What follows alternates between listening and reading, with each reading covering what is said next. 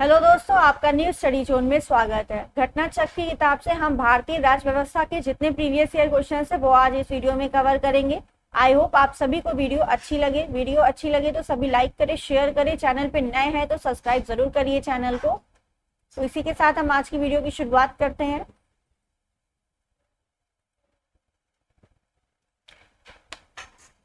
यहाँ पर हम भारतीय राज्य व्यवस्था करेंगे।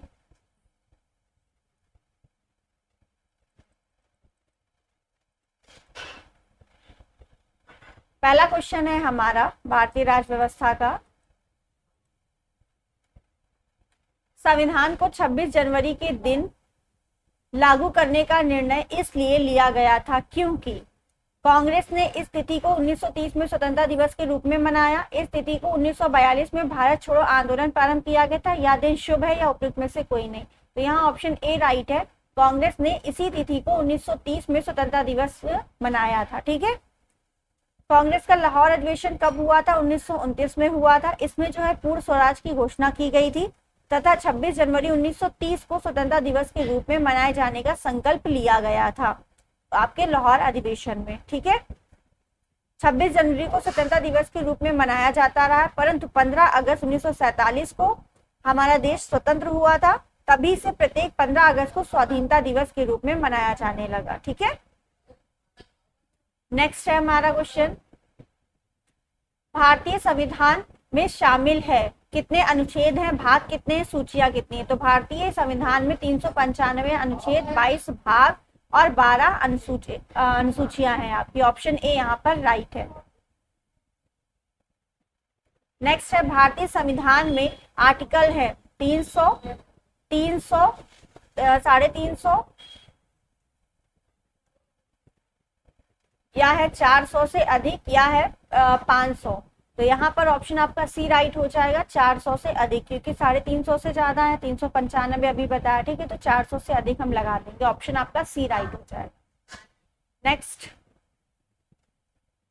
क्वेश्चन 4 है, संघीय सूची, राज्य सूची, समवर्ती सूची में कितने कितने विषय होते हैं उनको मैच करना। तो यहाँ पर तो पुराना डाटा दिया है, अभी के अकॉर्डिंग आपकी संघ सूची में 100 है, राज्य सूची में आपके 61 है और समवर्ती सूची में आपके 52 विषय हैं। ठीक है। नेक्स्ट, निम्न शब्दों का विचार कीजिए। समाजवादी, प्रजातांत्रिक, सार्वभौमिक, धर्मनिरपेक्ष। सही शब्दों को विचार अनुसार क्रम दीजिए। तो आपकी प्रस्तावना में शब्दों का क्रम क्या है वो आपको बताना है। तो सबसे पहले आता है सार्वभौमिक, फिर आता है समाजवादी, फिर धर्मनिरपेक्ष, फिर आपका प्रजातांत्रिक। तो 1 2 3 4 यानी सी ए। तो सी ए आपका ऑप्शन ए में दिख रहा है, तो आपका ऑप्शन ए राइट हो जाएगा। ठीक है। आपके जो संविधान में धर्मनिरपेक्ष नागरिक, पंथ निरपेक्ष दिया हुआ है, दोनों का अर्थ सेम है। नेक्स्ट, भारतीय संविधान की प्रस्तावना में समाजवादी शब्द किस संशोधन से जोड़ा गया? तो भारतीय संविधान में जो है एक ही बार संशोधन हुआ है आपका, कौन सा? 42वां संविधान संशोधन 1976। इसी को लघु मिनी कॉन्स्टिट्यूशन कहते हैं। ठीक है। तो इसमें आपके 3 शब्द जोड़े गए थे, समाजवादी, पंथ निरपेक्ष और अखंडता। ठीक है। तो यहाँ पर ऑप्शन ए राइट हो जाएगा आपका। नेक्स्ट, ये आपको इसके बारे में बता दिया है। नेक्स्ट है 7 नंबर क्वेश्चन, एक नया राज्य बनाने में संवैधानिक संशोधन के लिए कैसा बहुमत होना चाहिए? तो एक नया राज्य बनाना है, उसके लिए आपको कैसा बहुमत चाहिए? तो साधारण बहुमत चाहिए। आपका ऑप्शन ए राइट होगा। ठीक है। अब संविधान संशोधन जो है ये किस आर्टिकल में है? आर्टिकल 368 में दिया हुआ है। और ये जो प्रक्रिया है कहाँ से ली गई है? तो ये साउथ अफ्रीका से ली गई है। ठीक है। संशोधन की प्रक्रिया जो है साउथ अफ्रीका से ली गई है। ठीक, यहाँ पर ऑप्शन ए राइट हो जाएगा आपका। नेक्स्ट, उन मौलिक अधिकारों का चयन करें जो भारतीय नागरिकों को प्राप्त है परंतु गैर नागरिकों को नहीं प्राप्त है। भाषण एवं अभिव्यक्ति की स्वतंत्रता, कानून के समक्ष समता, अल्पसंख्यकों के अधिकार, जीवन और स्वतंत्रता का संरक्षण। ये तो सभी को प्राप्त है ना, जीवन और स्वतंत्रता का संरक्षण। तो यहाँ पर ऑप्शन आपका एक राइट हो जाएगा और 3। ठीक है। कानून के समक्ष समता सभी को है, जीवन का अधिकार सभी को है, अल्पसंख्यकों का अधिकार और भाषण एवं अभिव्यक्ति की स्वतंत्रता। ये ऑप्शन 1 और 3 यानी ऑप्शन ए आपका राइट हो जाएगा। ठीक है। नेक्स्ट, उच्चतम न्यायालय की व्यवस्था अनुसार निजी भवनों के ऊपर राष्ट्रीय झंडे को फहराना डैश के तहत हर नागरिक का मौलिक कर्तव्य है, मौलिक अधिकार है, सॉरी। तो ये इसमें कौन सा आपका आंसर राइट हो जाएगा? मौलिक अधिकार आपका है, तो यहां पर आंसर राइट हो जाएगा आपका आर्टिकल आपका 19(1)(a), ठीक है। सुप्रीम कोर्ट की व्यवस्था के अनुसार निजी भवनों के ऊपर राष्ट्रीय झंडे को फहराना संविधान के अनुच्छेद 19(1)(a) के तहत हर नागरिक का मौलिक अधिकार है। नेक्स्ट, भारतीय संविधान में संशोधन करके शिक्षा का अधिकार कब जोड़ा गया? तो शिक्षा का अधिकार जोड़ा गया है 1 अप्रैल 2010, ठीक है, ये लागू हुआ है, ठीक है। 86वां संविधान संशोधन 2002 में के संविधान में भाग 3 में नया अनुच्छेद 21(a) जोड़ा गया, जिसके अनुसार 6 से 14 वर्ष की आयु तक के सभी बालकों को निःशुल्क एवं अनिवार्य शिक्षा की व्यवस्था की जाएगी, ठीक है। ये जो था आपका अधिनियम, ये 2009 का था, 1 अप्रैल 2010 को ये लागू हुआ था। तो यहाँ पर ऑप्शन ए राइट हो जाएगा। नेक्स्ट क्वेश्चन, निम्न में से कौन सा एक मानव अधिकार भारतीय संविधान के अंतर्गत मौलिक अधिकार भी है? सूचना का अधिकार, शिक्षा का अधिकार, काम का अधिकार, मकान का अधिकार। तो यहाँ पर आपके ऑप्शन जो एक से अधिक वाला होगा वो राइट होगा। यहाँ पर ए और सी दोनों राइट है, ठीक है। भारतीय संविधान के अंतर्गत मौलिक अधिकार भी है ये और मानव अधिकार भी है, ठीक है। सूचना का अधिकार, शिक्षा का अधिकार, ठीक है। तो ऑप्शन इसमें ए और सी दोनों राइट होंगे। नेक्स्ट, भाग 4 में दिए गए निर्देशित सिद्धांतों को निम्न में से कौन सा सूचीबद्ध है? समान कार्य के लिए समान वेतन, समान नागरिक संहिता, छोटे परिवार का मानदंड, प्राथमिक स्तर पर मातृभाषा में शिक्षा। तो यहाँ पर आपका ऑप्शन बी राइट होगा, फर्स्ट एंड सेकेंड। समान कार्य के लिए समान वेतन, समान नागरिक संहिता, ऑप्शन फर्स्ट एंड सेकेंड आपका भाग 4 के निर्देशित सिद्धांत में आपके सूचीबद्ध है, ठीक है। नेक्स्ट,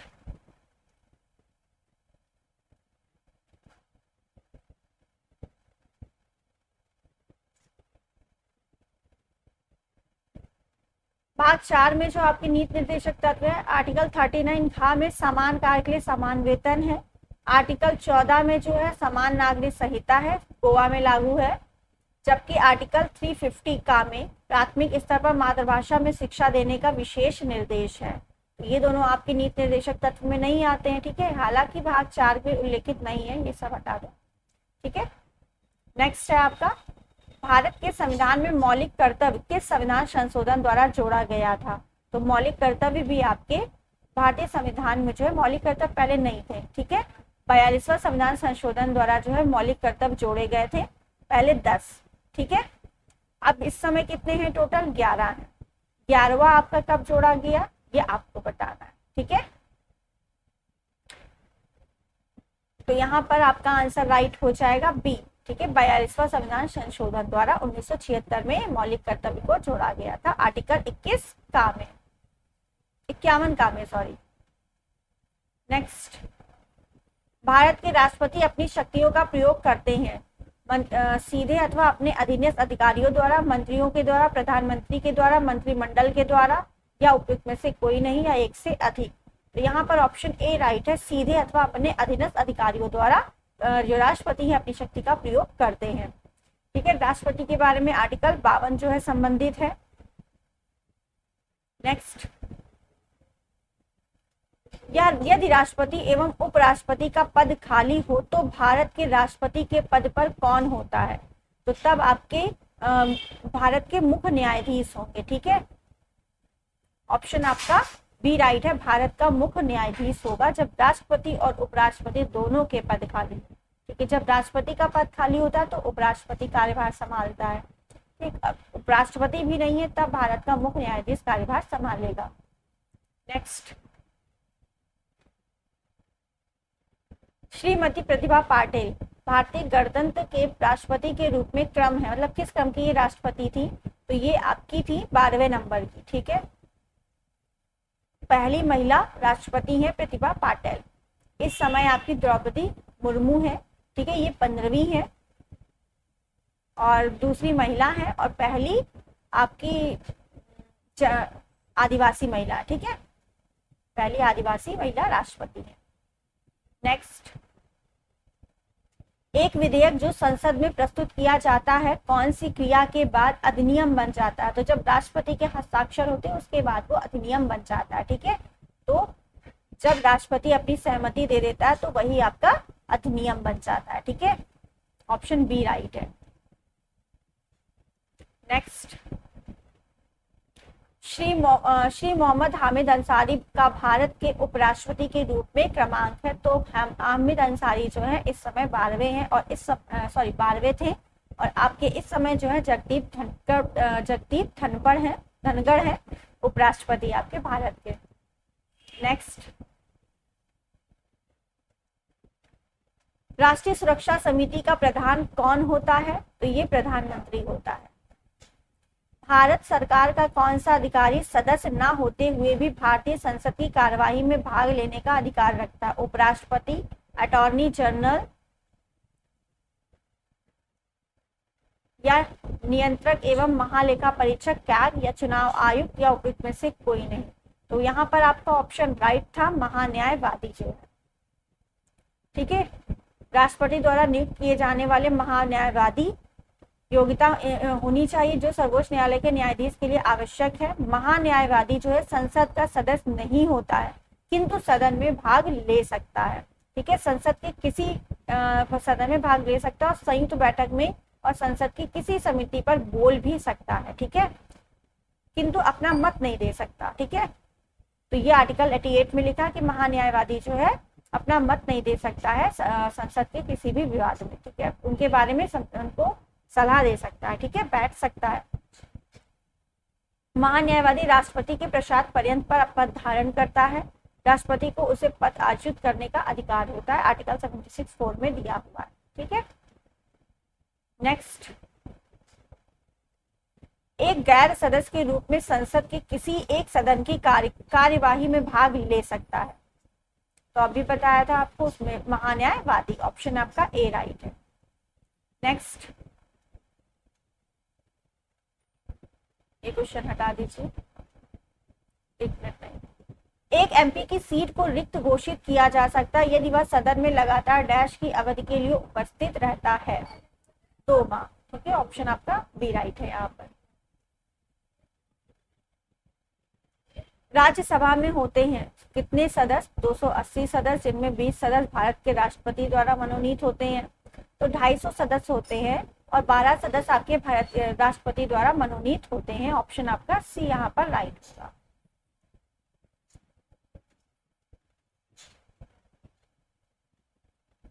नेक्स्ट,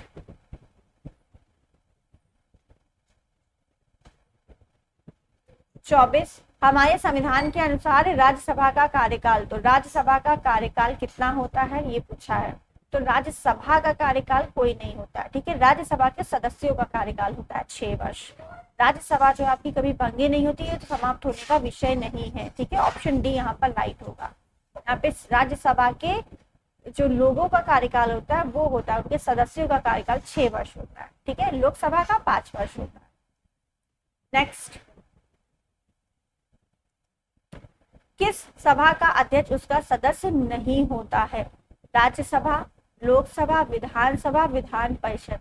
तो राज्यसभा जो है, राज्यसभा का अध्यक्ष उसका सदस्य नहीं होता क्योंकि वो उपराष्ट्रपति होता है, ठीक है। नेक्स्ट, राज्यसभा का पदेन अध्यक्ष कौन होता है? उपराष्ट्रपति होता है। ऑप्शन बी राइट है। निम्न कथनों में सही कौन सा नहीं है? धन संपत्ति के मामले में राज्यसभा शक्तिहीन है, बिल्कुल सही बात है। धन विधेयक की शुरुआत राज्यसभा में होती नहीं, लोकसभा में जाता है, तो यही सही नहीं है। ऑप्शन बी राइट हो जाएगा आपका, ठीक है। बट ऑप्शन अगर एक से अधिक है तो आपको और भी पढ़ने पड़ेंगे, ठीक है।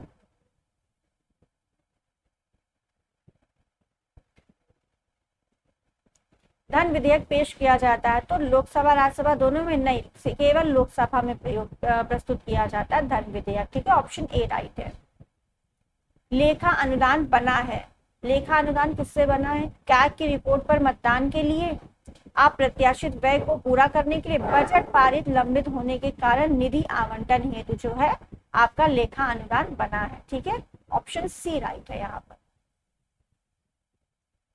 30 नंबर क्वेश्चन है, लोक लेखा समिति अपनी रिपोर्ट प्रस्तुत करती है, थोड़ा जल्दी करते हैं, लोकसभा के स्पीकर को प्रस्तुत करती है लोक लेखा समिति अपनी रिपोर्ट। ठीक है, लोकसभा के अध्यक्ष को। निम्नलिखित कथनों में से कौन सा एक सही नहीं है? सर्वोच्च न्यायालय का गठन 1950 में हुआ था। सर्वोच्च न्यायालय देश की उच्चतम अदालत है जिसमें अपील की जाती है। ठीक है, सर्वोच्च न्यायालय कोर्ट मार्शल को छोड़ अन्य किसी भी उच्च न्यायालय अदालतों की सुनवाई कर सकता है, ऐसा नहीं है। ठीक है, ऑप्शन आपका यहाँ पे सी जो है गलत है,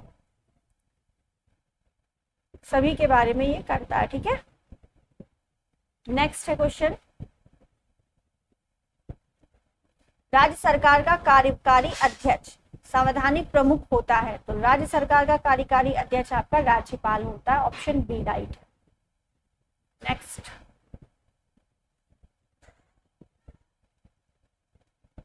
एक उच्च न्यायालय का न्यायाधीश अपना त्याग पत्र किसे देगा? तो हाई कोर्ट का न्यायाधीश है वो अपना त्याग पत्र किसे देगा? जाके राष्ट्रपति को, भारत के मुख्य न्यायाधीश को, उसके राज्य के उच्च न्यायालय के मुख्य न्यायाधीश को, या राज्य के राज्यपाल को?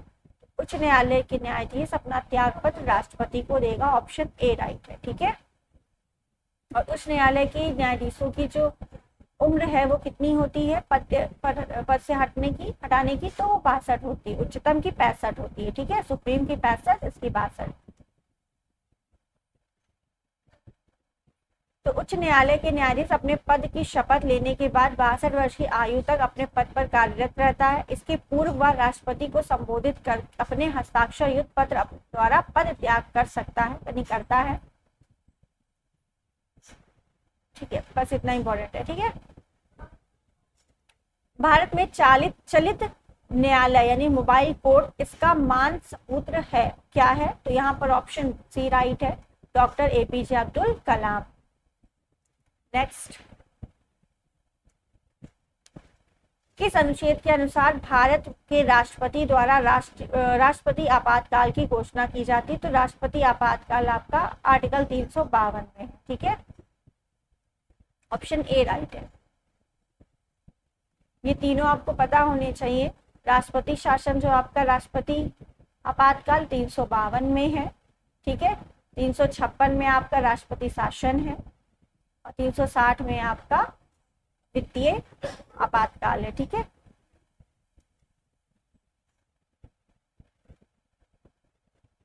गलत बोल दिया क्या? 352 में तो नहीं सही है। ठीक है, नेक्स्ट,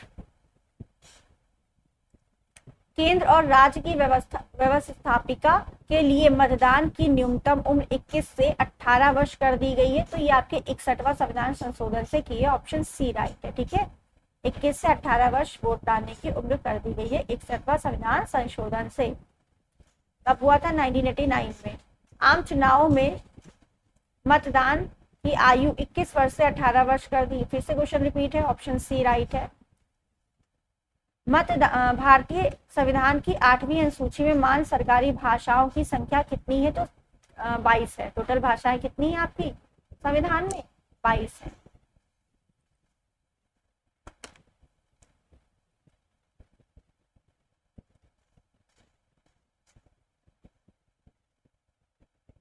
ये पहले का क्वेश्चन होगा। ठीक है, तभी इसमें 18 दिया है ऑप्शन।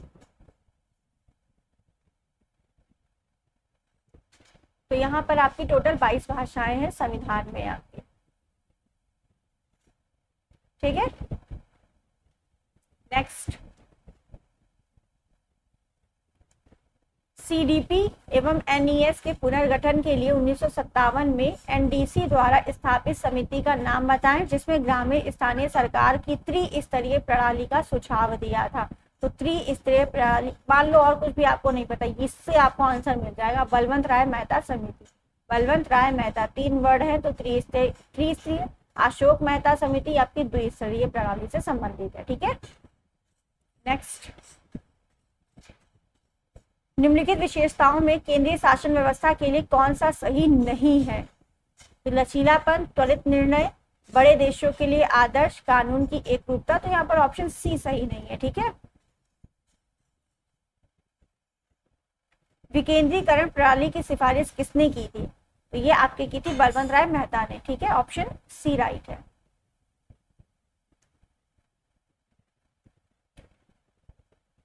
नेक्स्ट है अशोक मेहता समिति अभी बताया द्विस्तरीय, तो पंचायती राज की द्विस्तरीय सरकार, ऑप्शन बी राइट है यहाँ पर। नेक्स्ट, ब्लॉक स्तर पर पंचायत समिति है, तो ब्लॉक स्तर पर जो है पंचायत समिति आपकी प्रशासनिक प्राधिकरण है। ठीक है, ऑप्शन आपका बी राइट है। नेक्स्ट, भारत में ब्लॉक स्तर पर बनी पंचायत समिति केवल एक सलाहकार निकाय है, सलाहकार समिति है, समन्वय एवं परिप्रेक्षी प्राधिकरण या प्रशासनिक प्राधिकारी। तो यहाँ पर ऑप्शन डी राइट हो जाएगा। अभी बताया प्रशासनिक प्राधिकारी है ब्लॉक स्तर पर पंचायत समिति। नेक्स्ट, 14 अगस्त 2007 को संसद द्वारा भारतीय संविधान में संशोधन के उपरांत अब अनुसूचित जाति की सूची में जातियों की संख्या कितनी है? ये आपसे पूछा है। तो ये आपकी 1206 है, ऑप्शन आपका बी राइट है। ठीक है, नेक्स्ट, निम्न में से कौन संयुक्त राष्ट्र की सुरक्षा परिषद का स्थायी सदस्य नहीं है? तो ये आपका ऑप्शन ए राइट है, ग्रेट ब्रिटेन जो है। संयुक्त राष्ट्र परिषद में कुल 15 सदस्य हैं, 5 स्थायी हैं। कौन कौन से हैं? संयुक्त राज्य अमेरिका, ब्रिटेन, रूस, फ्रांस एवं चीन। ठीक है, ये सभी आपके स्थायी हैं और शेष आपके 10 अस्थायी हैं। तो पूछा था स्थायी सदस्य नहीं है, मतलब अस्थायी वाला सदस्य आपसे पूछा था। यहाँ पर ऑप्शन आपका गलत बोल गया था, जर्मनी होगा। ठीक है, ऑप्शन ए राइट है, जर्मनी लिखा भी है। ठीक, नेक्स्ट है क्वेश्चन, एमनेस्टी इंटरनेशनल एक संगठन है जो जुड़ा हुआ है, तो ये मानव अधिकारों के संरक्षण से जुड़ा हुआ है एमनेस्टी। नेक्स्ट, चीन की समाचार एजेंसी का क्या नाम है? तो यहाँ पर न्यू चाइना न्यू एजेंसी जो है चीन की समाचार एजेंसी का नाम है, ऑप्शन सी राइट है। किस देश की सरकारी रिपोर्ट को येलो बुक कहा जाता है? तो येलो बुक कहाँ को कहा जाता है? फ्रांस की, ब्रिटेन के या इटली, जर्मनी। तो किसको कहा जाता है? फ्रांस को कहा जाता है। ठीक है, येलो बुक जो है फ्रांस सरकार की रिपोर्ट है, ऑप्शन आपका ए राइट था। नेक्स्ट है, भारत के प्रथम विधि विश्वविद्यालय की स्थापना अगस्त 1987 में कहाँ हुई थी? तो विधि विश्वविद्यालय आपका प्रथम कहाँ हुआ था? ये हुआ था बेंगलुरु में, ऑप्शन सी राइट है। ठीक है, प्रथम विधि विश्वविद्यालय national law school of India की स्थापना अगस्त 1887 को बंगलौर में हुई थी। अगस्त 1987 में बंगलुरु में हुई। ठीक है, सीमा सुरक्षा बल की स्थापना कब हुई थी? बीएसएफ की, तो इसकी स्थापना 1965 में हुई थी। ठीक है, 1 दिसंबर 1965। मुख्यालय नई दिल्ली में है। ठीक है, बीएसएफ के अध्यक्ष जो है वो आप बताइए कौन है? भारतीय संविधान को संविधान सभा द्वारा अंगीकृत किया गया, तो संविधान सभा द्वारा कब अंगीकृत किया गया था? तो 26 नवंबर 1949 को भारतीय संविधान को अंगीकृत किया गया, ऑप्शन ए राइट है।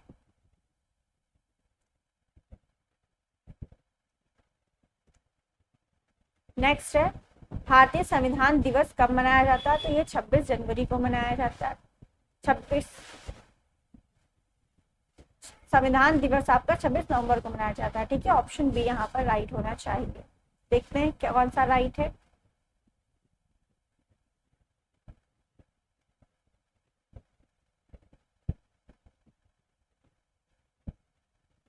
वहां ऑप्शन बी राइट है। ठीक है, 26 नवंबर। नेक्स्ट,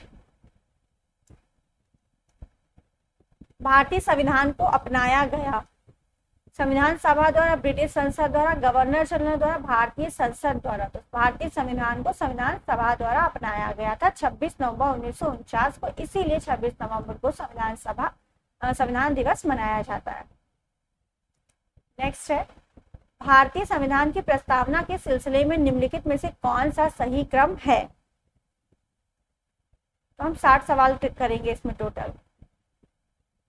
तो यहाँ पर आपका ऑप्शन डी राइट है। अभी इसके बारे में बता चुके हैं पूरा, सार्वभौम, फिर समाजवादी, फिर धर्मनिरपेक्ष, फिर जनवादी, फिर गणतंत्र। ठीक है, ऑप्शन डी आपका यहाँ पर राइट होगा। कि ये एक बार इसको देख लीजिए। नेक्स्ट, भारतीय संविधान की प्रस्तावना में भारत को किस रूप में घोषित किया गया? तो भारत को किस रूप में घोषित किया गया? एक सार्वभौम, समाजवादी, धर्मनिरपेक्ष, प्रजातांत्रिक, गणतंत्र राज्य के रूप में बताया गया। ऑप्शन सी राइट है। इसमें सारे बिंदु मिल गए इसीलिए। 57 नंबर क्वेश्चन है, भारत में लौकिक सार्वभौमिकता में है क्योंकि संविधान की प्रस्तावना आरंभ होती। तो ये कहाँ से? हम भारत के लोक से आरंभ होती है संविधान की प्रस्तावना। नेक्स्ट, भारत में प्रजातंत्र इस तथ्य पर आधारित है कि संविधान लिखित है। संविधान हमारा लिखित भी और फ्लेक्सिबल भी। यहाँ मौलिक अधिकारों का प्रदान किया गए हैं, ठीक बात है। जनता को सरकारों को चुनने अथवा बदलने का अधिकार प्राप्त है, इसीलिए प्रजातंत्र है। तो प्रजातंत्र का मतलब क्या? प्रजा द्वारा जो चुना जाएगा। ठीक है, तो सरकार जो है प्रजा द्वारा चुनी जाएगी, बदलने का अधिकार है। ऑप्शन सी राइट है। ठीक है, एंड आपका सेकेंड लास्ट क्वेश्चन है आज का, भारतीय संविधान की प्रकृति क्या है? तो ये आपकी भारतीय संविधान की पूछा है, प्रकृति कैसी है? तो इसकी प्रकृति में ये संघीय किंतु भावना में एकात्मक है। ना आप एकात्मक लगा सकते हैं, ना आप संघीय। ये जो है क्वेश्चन पूछने का तरीका, प्रकृति पूछ रहा है क्या है, तो इसकी प्रकृति कैसी है? संघीय है किंतु भावना में एकात्मक। ठीक है, ऑप्शन आपका डी यहाँ पर राइट होगा। एंड लास्ट क्वेश्चन आज का आपका 60 नंबर, भारतीय संविधान की 10वीं अनुसूची का संबंध किससे है? तो ये आपकी दल बदल से संबंधित है, 10वीं अनुसूची। ऑप्शन डी राइट है। ये किस संविधान संशोधन द्वारा जोड़ी गई है? तो 52वां संविधान संशोधन 1985 द्वारा आपकी 10वीं अनुसूची जोड़ी गई है। सबसे पहले 8, ठीक है, टोटल अनुसूचियां पहले, फिर बाद में 9वीं आपके पहले संविधान संशोधन द्वारा जोड़ी गई है, 10वीं आपके 52वां संविधान संशोधन द्वारा, 73वां संविधान संशोधन द्वारा 11वीं और 74वां संविधान संशोधन द्वारा 12वीं अनुसूची जोड़ी गई है। टोटल अब आपकी 12 अनुसूची है। आई होप आप सभी को ये वीडियो पसंद आई होगी। वीडियो पसंद आई है तो सभी लाइक कर दे, शेयर कर दे। चैनल पे नए हैं तो सब्सक्राइब जरूर करिए चैनल को। Thank you.